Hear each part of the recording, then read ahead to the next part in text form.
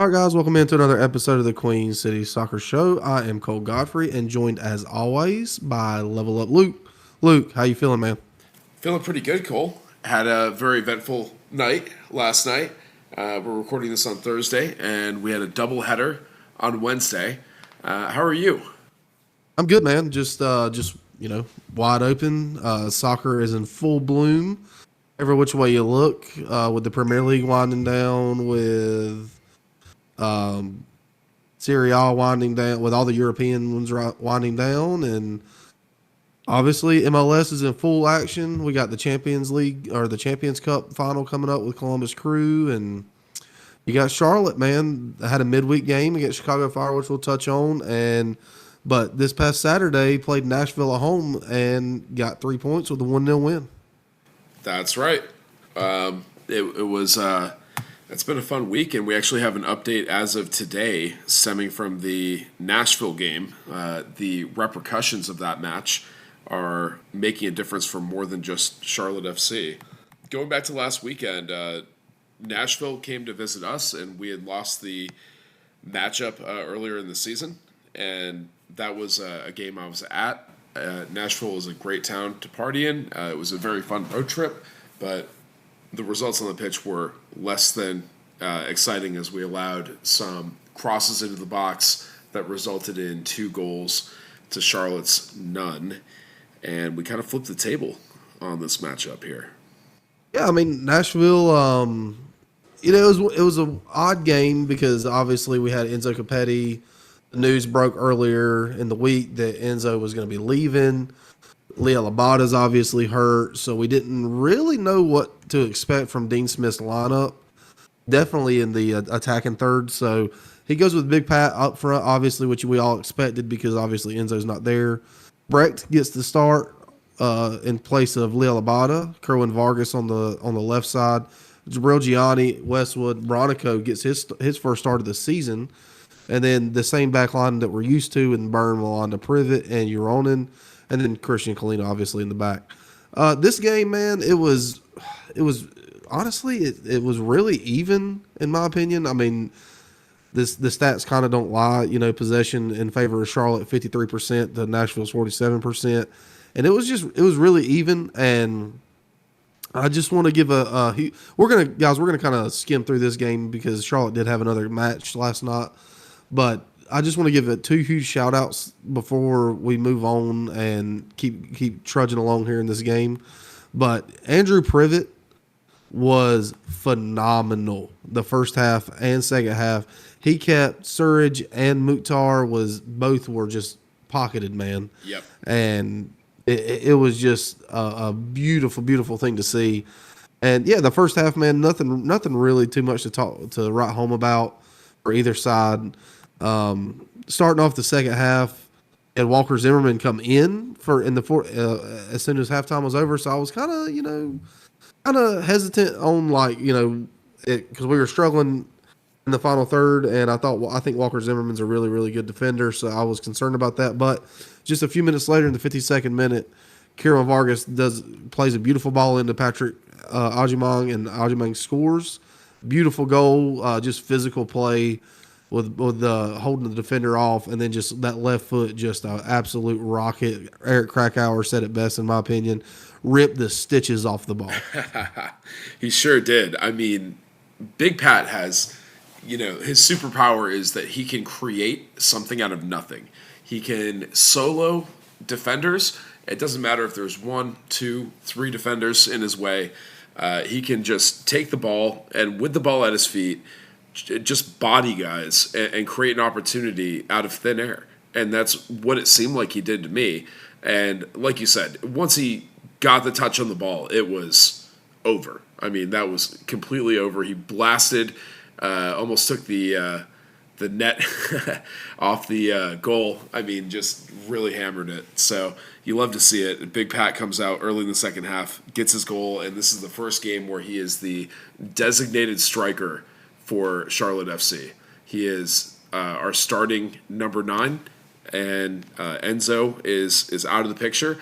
I did see on social media that Enzo was actually in the building with his family, So I thought that was really classy. Just shout out to Enzo. He showed up and had his farewell to Charlotte FC.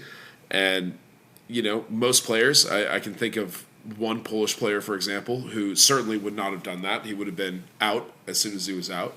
But Enzo had his family with him, and just props to him. I mean, that was super classy. And Big Pat starting off the Ajman era with a decisive goal.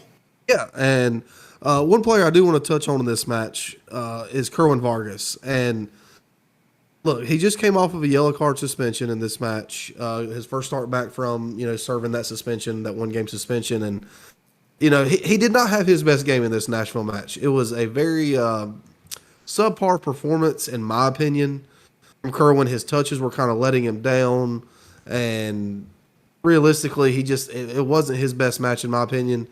However, it is great to see that even when Kerwin is not having a really, really good game, he still gives you that spark with the beautiful assist and the ball into Big Pat. And yeah, I mean, I think it speaks volumes. Kerwin just signed a new contract before this game, and we touched on that on our last pod. But to see that even in his, when he's struggling a little bit, the touch isn't there. That he still has the ability to just pop up in a moment and give you the spark that you need. And something else I want to talk about with Kerwin is like I said a minute ago, he just served a 1-game suspension for yellow card accumulation. And what happens in this game in the 76th minute? Kerwin Vargas is issued a yellow card. What is going on with Kerwin in these yellow cards, man? That's a good question. I honestly don't have much of an answer on it. I know you were not feeling Kerwin, but SofaScore had him as the 3rd highest rated player on the day. I think that assist kind of bumps that rating up as well. Yeah, and it's a expected assist rate of 0.05. So, I mean, he got credit for the assist, but it was definitely not really reflected on the stats. His heat map looks pretty good to me. He had 9 ground duels, so he was active, 82% pass rate.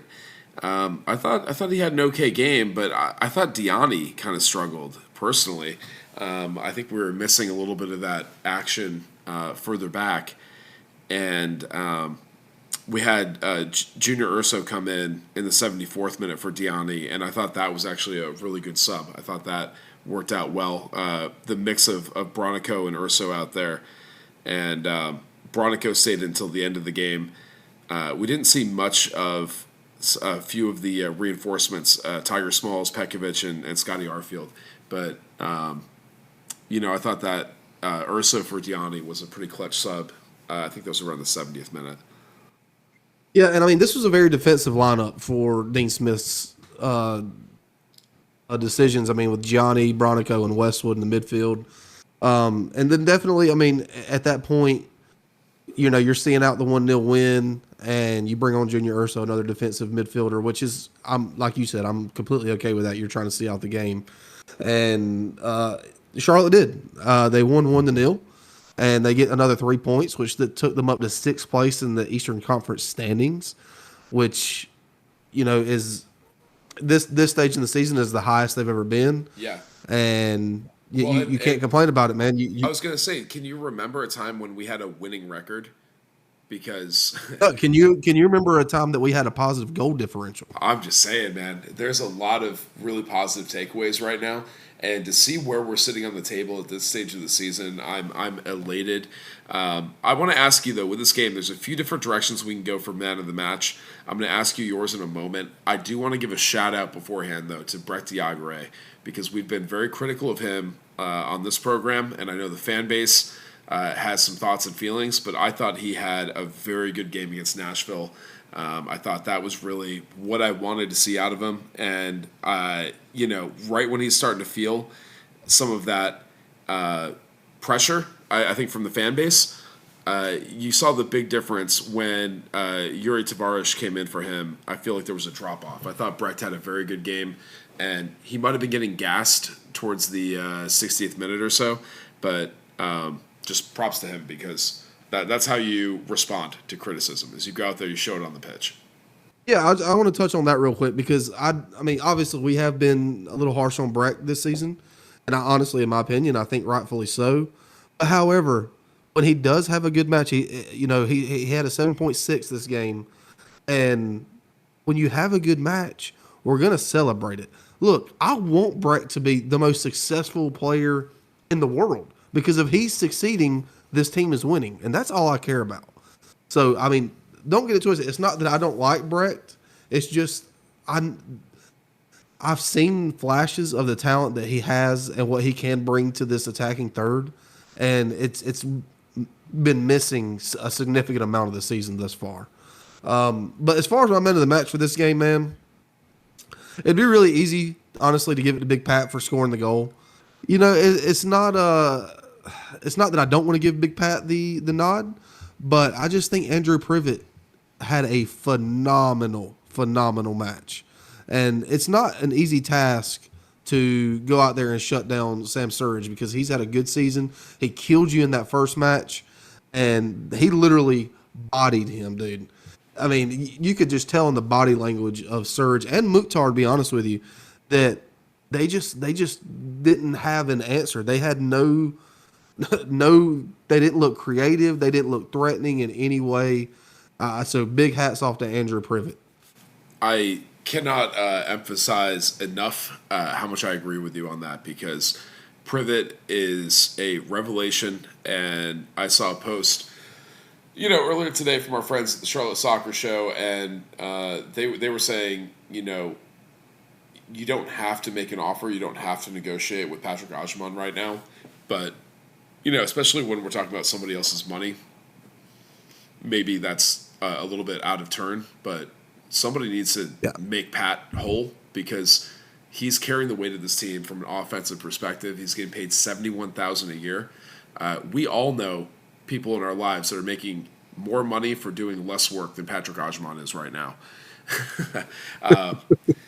That being said, I could say the exact same thing about Andrew Privet, if not more so. I think Privet is essential to this club. He should be on 500 plus, and the fact he's on his rookie MLS Superdraft contract, I think that there needs to be some kind of an arrangement, some kind of negotiation. If I'm his agent, I'm definitely using this as leverage, and I hope to see these guys stay with Charlotte and make the money that they deserve. Yeah, I would have to agree with you 100% on that. Yeah, so we had a little bit of a mix-up this week with Charlotte FC having a midweek game. They went up to the Windy City to take on Chicago Fire. And, yeah, they went up there, and this is the way that Charlotte FC lines up for this match. And that is with Big Pat up top once again, Kerwin Vargas on the left, Nikola Petkovic getting the start at the 10 role, Tiger Smalls getting his MLS start debut on the right wing. And then you got Junior Urso, Ashley Wood making up that central defensive midfield. Then you had João Pedro playing left back, Andrew Privet, Malanda, Nathan Byrne, and Christian Kalina. Man, what stood out to you on this lineup for Dean Smith? Yeah, for the midweek game in Chicago, it was really interesting because we're looking at 3 games in 8 days. And with that kind of schedule congestion, it's the first time we're experiencing that in the season, but it certainly won't be the last. I think Dean is going to get a real taste for what travel is like in the MLS. I know we started the season off with some Canadian road trips, but when you have games hitting every Saturday, Wednesday, Saturday, it just is going to feel a lot different. And this is when the depth of the team and the reinforcements are going to play a major role. I actually had the privilege of hanging out with Joe LeBou while that Rouster conversation was happening. And I asked him, I said, hey, it looks like we're rotating the lineup a little bit. And he said, no, these are just the best players right now for those positions. Yeri picked up a knock in training 2 days ago, so he was a late scratch. So that's why you have João Pedro in the left back role. And then Bill Tuoloma also traveled with the team, which I was under the impression he was not going to be traveling with the team, but they needed more depth in that backfield with Yuri's injury. So hopefully he's not going to be out too long. I think he's getting a precautionary MRI, is what I heard. You also had Junior Urso in the midfield. Love to see him get a start. Against Chicago Fire, that was a matchup I was excited about. I think they're an underperforming team, and if you can really dog down and grind out against the underperforming teams, I think that's a recipe for success, even on the road. That being said, Chicago was given a 40% chance to win by Vegas. So, we came in as the underdogs, and we also had starting up top Tiger Smalls. So his first MLS start, love to see it. And as I will say every time I get a chance, Tiger is one of three brothers. You have Tiger, Magic, and Midas. Just the coolest possible names for a group of three kids that you could ever have. I hope they play soccer. And if they are on the team, I would love to see some Magic Smalls and Midas Smalls. That is just the coolest thing I've heard in recent memory. Yeah, and and Tiger looked good in this match, man. To be completely honest with you, he only scored a 6.6 on the foot mob rating, but as we're about to dive into it, this was and I know Luke wasn't able to watch this match, and we'll talk about why here in just a second, but this was a very slow, boring game. The first half was excruciating. And you're really selling it for the rewatch here. yeah, I'm just being a realist, man. It was. I mean, it was. So just for an example here, I'm looking at the timeline on MLS's where they keep the timeline stats of what happened in each half. Okay. The first half, the only highlight that it has is a yellow card for Carlos Terán from Chicago Fire in the 34th minute. That's it. That's all there was in the first half highlighted. I heard he was being a punk throughout the game. I heard that. I was pretty frustrated with him. Yeah, and it wasn't just Terán. There was some elbows being thrown. I can't remember who it was now, but I can't remember if it was Pat or Kerwin, but one of them got absolutely elbowed right in the face, and nothing was not even a yellow card for that challenge. It was very wild, but the second half, man, it was more of the same. To be completely honest with you, it was not a very attacking, which I was very excited when I seen the lineups to see Tiger Smalls and Nikola Pekovic in the starting lineup. I thought this was a very attack-minded looking lineup for Charlotte FC, but they just didn't have their best games, man. And, it's midweek, and you got a rotated side a little bit. Pekovic played a 6.2, Kerwin with a 6.5, Big Pat was just a 6.0. But, hey, man, when you're not having a good game, and I want to say this, and I said this on Twitter, years past, when Charlotte hasn't played their best game specifically away from the Bank of America Stadium, they've come out of it with nothing to show for it. And in big time moments when when nothing's really happening, you need big time players to step up. And in the 60th minute, the captain, our captain, Ashley Westwood steps up to take a free kick that Chicago fans will argue was not a free kick, but regardless, he steps up for a free kick and absolutely slots it home, and Charlotte go up 1-0. Have you had a chance to take a look at that free kick? I did. I saw the replay from multiple angles, and it's just a banger. And Westy, it's a worldie. Oh my God, Westy said in an interview in the offseason that he really expected coming into MLS he would be scoring 5 to 10 goals a year. Well, guess what, Westwood? You just scored an absolute banger. That ball had the curve, it had the spin, got around the wall, just top corner, and my goodness, that is like you were saying, the way that you capitalize on one of the few opportunities that you have on the road in this league is it's so important. And when you have a free kick opportunity for us to convert that, and not just on the road, not just, to make the difference in the game, but with our history of set piece woes, for us to win a game on a set piece like this feels really good to me. Yeah, man. And like I said, this is a game that you could very easily lost or just come out of there with a point and been okay with coming out of there with a point because it's a midweek game. You got, you're away from home. You got a game at home you just played, and you play at home again this Saturday against a very good Galaxy team.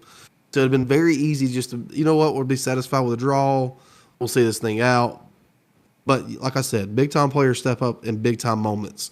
One thing I do want to highlight is another clean sheet for Charlotte FC. This is 2 in a row. This is 2 bottles of wine each for the boys in the back. And this is saying something. When Zinedine Shaqiri is the lowest rated player on the entire field at a 5.8, that says a lot about your back line and the form that they're in and your goalkeeper. Funny enough, it's not just 2 clean sheets in a row. That's 3 in a row. We had we've scored 4 goals unanswered, and that is over 270 minutes that we have not allowed an opposing team to score on us. So the back line, 3 games in a row. That's 2 home games, 1 on the road, and we are one of the most dominant defenses in MLS with no DPs active in this stretch of games. It's very exciting, and we're welcoming in LA Galaxy, a team that we have actually a little bit of history with, oddly enough for a Western Conference foe. We have a little bit of history with LA Galaxy, and they're going to get to see us at peak defensive form here. The question that I'm curious about is not if we can stop Puig, which I think we can. If we can pocket Sam Surgeon, Hani Mukhtar, and Shaqiri, I'm not too worried about Puig, but can we get the goals to back up the effort at home Saturday night? What do you think, Cole? Where's the offense going to come from? Well, I mean, it's going to be intriguing to see Coach Smith's lineup again and see how he plays this. If he goes more defensive like he did against Nashville with the likes of, either Urso or Gianni with Westwood and Bronico, or if it's more attacking like we had last night with Petkovic out there.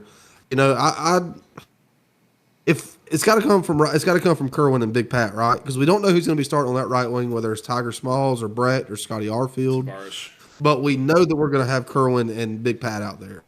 And again, it's one of those things where Big Pat is a danger. And no, I'm not throwing shade at Enzo at all, but Big Pat just brings something to the table. If he has those one-on-one moments with a defender or a one-on-two moment, he seems to come out with the ball more times than not, man. He really does. And so it's got to come from to me, that left side. And specifically if Nikola Petkovic is out there, I think that you see, one of those 3 popping up to be your creative main force. And before we hop off of this game, though, I just want to give – I know, like I said, I know that you didn't get to watch it, but did you get to see any of the saves that Christian Kalina had?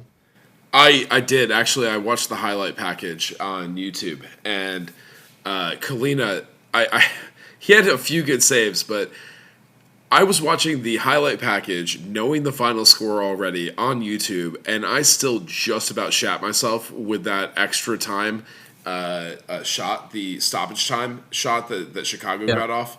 I mean, dude, we have seen that go so many times where the other team equalizes or takes the game late, and Charlotte gives one up. And to see Kalina come through so clutch and make that save, I mean, I think Kalina should have been player of match day. He should have been on the MLS, team of the match day recognition. That was an incredible performance. So, cheers to Kalina. Cheers to Westwood for, getting us the 3 points there. It wasn't pretty from what you were telling me, but you know what? They're not all going to be. And I think it's a little bit of karmic justice.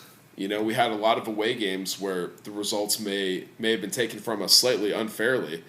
So for us to get 3 points up there in Chicago on a night where maybe we didn't deserve the whole 3 points, I think that's a little bit of course correction. Yeah, and I'll have to agree with you on him not being the goalkeeper of the match day, because Hugo Lloris won it, And don't get me twisted, he had a good penalty save, double save, and that's great. They won 2-0.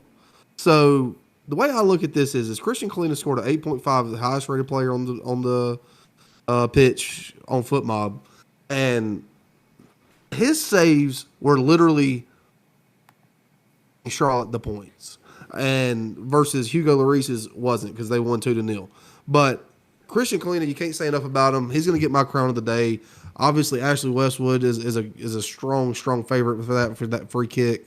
But without Christian Kalina, you draw this game if not lose it, man. He stood on his head. You know, you can't say that's 2 games in a row actually that Christian Kalina was the highest rated player on the pitch according to Foot Mob.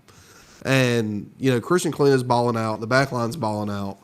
So yeah, like you said, we move on to Saturday where we welcome the Los Angeles Galaxy in. They are a very, very dangerous team going forward, and you know it's going to be a test for this back line. They played last night as well. They drew 2-2 with Minnesota United, who we got beat by at home. So it's the Galaxy are a very, very dangerous team with Diego Fagundes out there, with like you said Puig, and then somebody who's just come on extremely, extremely strong for LA Galaxy is Paintsel, dude, out there on the right wing. He is rapid, dude, and just absolutely rapid. And it's gonna be a test, and I'm excited to see how our back line and how Christian Kalina come up, or how they do against this, because it's probably going to be the biggest test of the season, just specifically because of the pace at which they play with. Yeah, I mean, hey, that's a great analysis, a great preview, because honestly, I haven't paid much attention to LA Galaxy besides the Real Salt Lake game in the snow this season. So that's really good information, and I hope we can all look forward to shutting down those threats. Once again, I mean, where are the goals going to come from? I would really like to see our midfield step up and create some opportunities, maybe get forward a little bit. And I can tell you, man, I am so excited for Ben Bender to come back. And just as a segue, I did get to see his rehab start with Crown Legacy. He was scheduled for the first 45 minutes. He played the first half. And in that first half, Crown Legacy had 4 goals, and Bender accounted for 2 of those with an additional assist. So 3 goals that he was involved in. And, man, he looked like a different caliber of player than what Chattanooga was fielding at the Matthews Sportsplex. It was a rainy day. There was a little bit of a rain delay, I think half an hour, 45 minutes delay, which helped me out. So I actually got there right before kickoff. I got to, walk around on the pitch. I got scolded a little bit because I went in an area I wasn't supposed to be in, even though there was nobody else out there. So I kind of got to learn some of the rules of the Crown Legacy media thing. So shout out to the Charlotte FC communication staff for helping me out with the rules there. That was my first time covering it down on the pitch at that venue. And got to see our friend Carolina Reaper was there. Stay tuned to this feed. We're going to have an interview with Reaper coming out probably in the next week. So he was in his Crown Legacy outfit cheering on the team. We had the Mint City Collective, who are always out there. I know they have a strong base in Matthews. And actually, surprisingly, Chattanooga brought a good, solid, probably 30 fans plus on a Wednesday night game. So cheers to them. Thanks for coming out and seeing Charlotte FC and Crown Legacy play. They had some really creative chants. They had one about the ref needing a breathalyzer that was pretty funny. And then a moment later, when a call went against Crown Legacy, Mint City echoed the chant and was hilarious. So Bender had a great game. We talked to him after the game. He felt really good. Conditions were a little wet. Both players that we talked to were very complimentary of the pitch. As you guys know, Crown Legacy plays on grass. And so there was a not so veiled shot at the Bank of America turf which is just not good when you are returning from injury. We've seen a number of players get re-injured shortly after coming back for Charlotte FC. I'm thinking Carujo, Capetti, Josiak. We see it time and time again where these players come back off of rehab and then get re-injured again pretty quickly. So I can't help but think if we had a grass pitch that was a little bit more forgiving, maybe that wouldn't happen. It was a great game all around. Jack Neely had a good game. Scardina had a really good game. I think he had the third goal in there. We saw Cameron Duke, one of our young prospects out there, and he looks like a baller. I'm always so impressed when I see him live. We had Romero, and dude, I was so impressed by Brian Romero. It looks like the kid has put on some muscle. He's starting to fill out his frame a little bit, and that was always one of my biggest concerns with him was, he's got the talent, and boy, does he have the mentality to really get out there and get after it. But he was so undersized. I'm really hoping he has another inch or two of growth in him. He's got to be like almost 18 now. But, with boys, sometimes you can still grow at that 18, 19-year-old range. So I'm hoping he's got another inch or two of growth in him. But he's starting to put on the muscle, and it was really good to see. Overall, man, Crown Legacy just I was so impressed. It was the best game I've seen them put together this year, and it's such a different team. And Jose said after the game, it's a different level of talent right now. It really feels like a development team, but they're in a development league. That's what it's supposed to be. So these players they have so much potential and so much talent, and they're getting the same training regime as the first team. To the point where the process with Bender was he went through a meeting with Jose and the Crown Legacy team and 3 practices, and then they plugged him in, and he had great chemistry with the players, scored twice and got an assist. I mean, it's such I'm so impressed by the organization behind it. Did you have any thoughts on the Crown Legacy game or Bender's rehab start? Any questions for me? Hey, just clarification. Chattanooga is top of the table in the MLS Next Pro Eastern Conference. So just to throw, we beat the best team in our conference 4-1, and it was never close. They didn't look like they belonged on the same pitch. Yeah, no, I mean, you pretty much covered it all, man. It was obviously it's great to see Crown Legacy get the win, first and foremost. Yeah, and from what you're telling me, Ben Bender was a huge part of that, and just the class that he brought to the team. We've talked about all season not having a true number 10 on this team.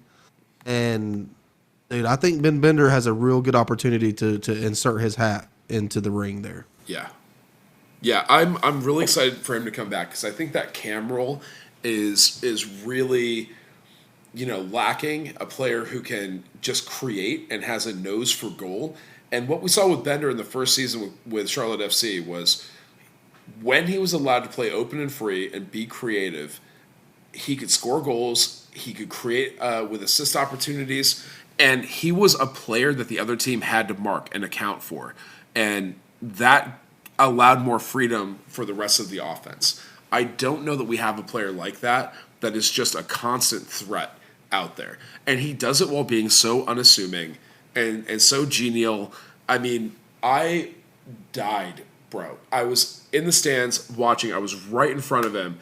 The Chattanooga supporters, one of them, pretty well lubricated as I would be in the same situation, yells at Bender, and he goes, "Bender, Dean Smith doesn't like you. You're never getting back with the first team." And Bender turns, looks at the dude in the stands, and I hear him start mouthing off. He goes, "You're down 3-0. I wouldn't worry about me right now." It was so funny, dude. He gave lip right back. And then he went and scored his next goal and gave the shushing sign to the Chattanooga fans.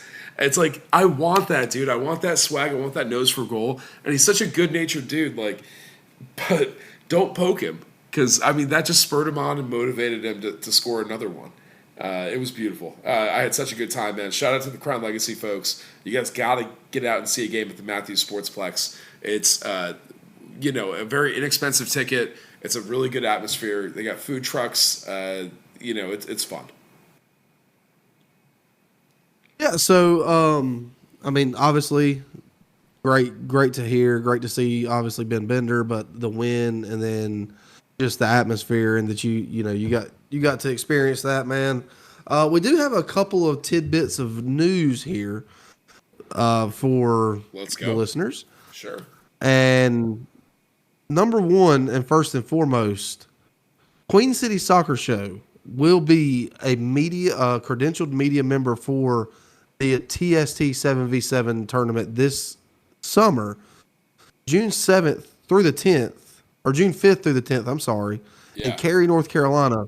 There's going to be men's and women's. Each winner of each bracket will get $1 million. And this is not some just run of the mill tournament, ladies and gents. Let me just read off some of these teams that are going to be playing in this. For the men's team, Sergio Kun Aguero's team. You got Burnley and Yes, JJ sir. Watt. You got JJ the CONCACAF. Yeah, you got the Concava. CONCACAF That team. Concava. CONCACAF with Pat McAfee. Let's You go. got Inter Milan. You got Bayern Munich, Borussia Dortmund, Wrexham. If you've seen Welcome to Wrexham, or you know what that stands for. Up the town, You baby. have just a couple of more. This is just the men's side, by the way.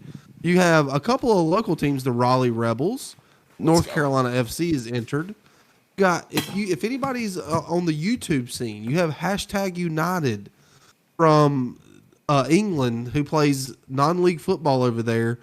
Spencer Owen, if you know who Spencer FC is, if you follow anything to do with West Ham United, or you probably know who Spencer FC is.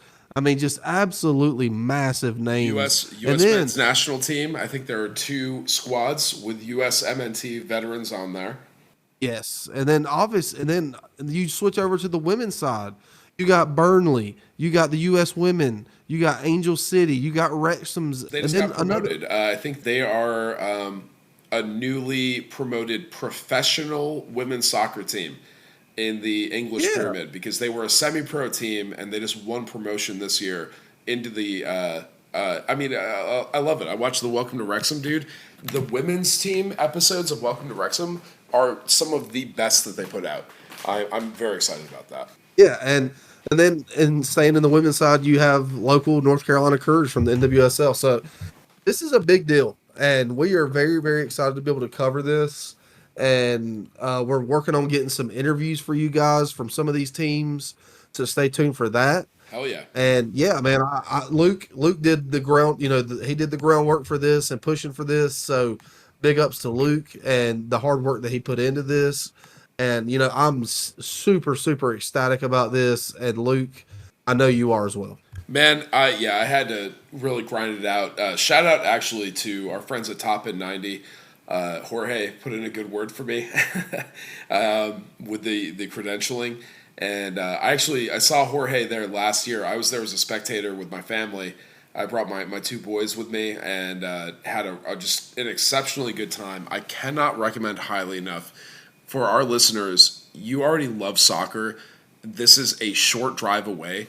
If you love soccer, then taking a soccer holiday, taking a few days off of work, and going up to Cary, North Carolina, where they have 7 or 8 pitches, all within the WakeMed sports complex, running 7-on-7 soccer games constantly for like 4 or 5 days. It is magical. The vibes are immaculate. It is one of the most memorable, not only soccer related things, but just it was the best vacation I took last year.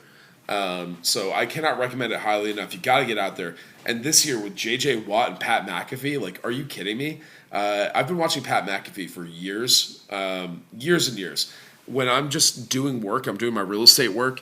I'll have that on in the background, just as a background noise filler. But the dude's hilarious, and he's low key done more to promote soccer in the U.S. Ecosystem than most people give him credit for.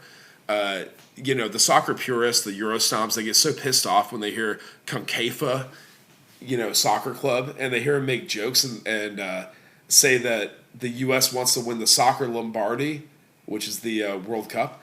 But watching Thierry Henry on there just crack up during the interviews is one of the best YouTube moments I've seen in recent memory. Yeah, he makes fun of soccer, but in a way that makes it more accessible to his predominantly American football audience. So I really think that he's pushed a lot of people into watching soccer through making it lighthearted and accessible in a way that no one else is really doing right now. That was kind of the magic of Men in Blazers when they got started on the scene, 10, 12 years ago.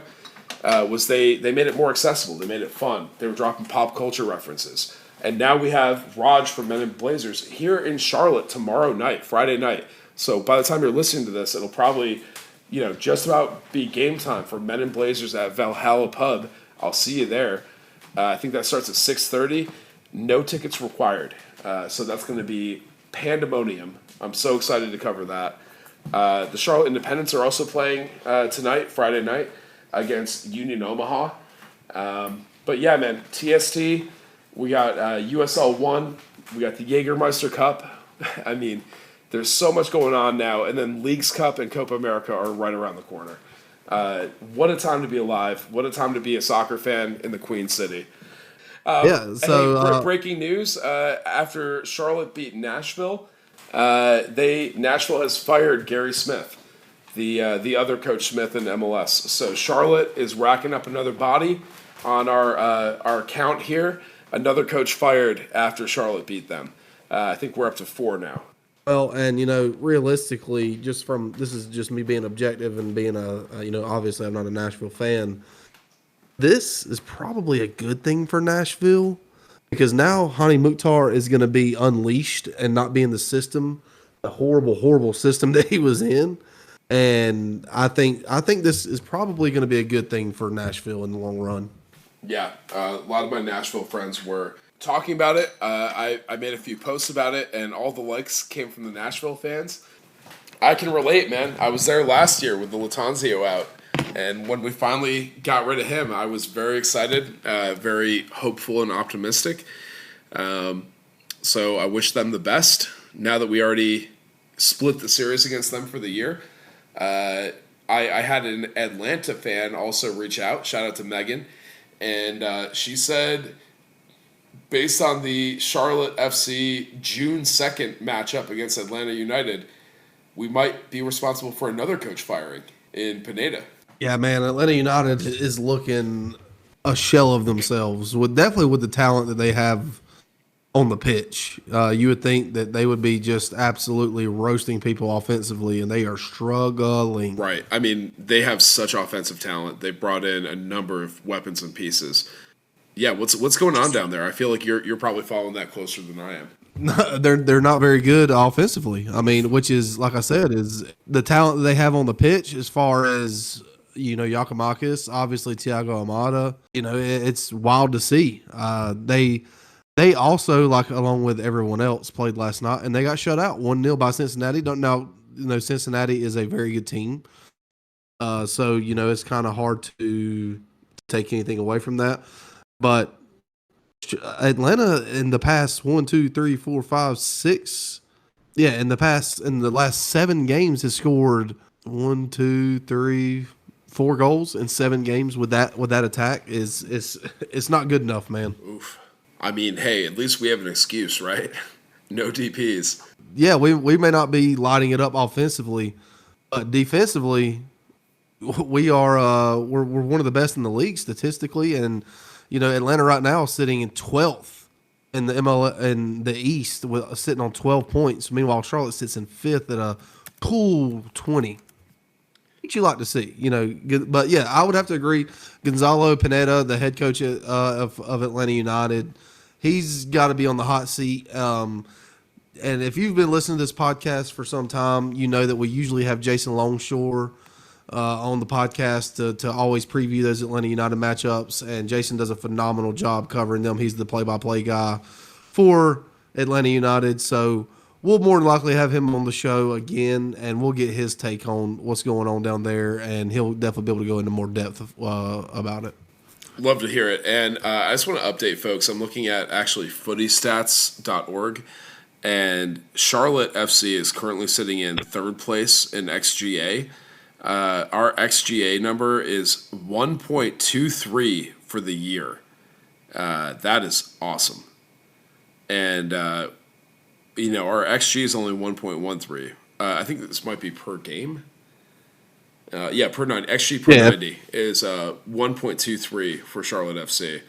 And we're sitting at a slightly negative XGD, expected goal differential. But Columbus Crew and St. Louis City are the only two ahead of us on the per 90 XGA. And you look all the way at the bottom, you got Chicago Fire second to last in XGA at 1.7.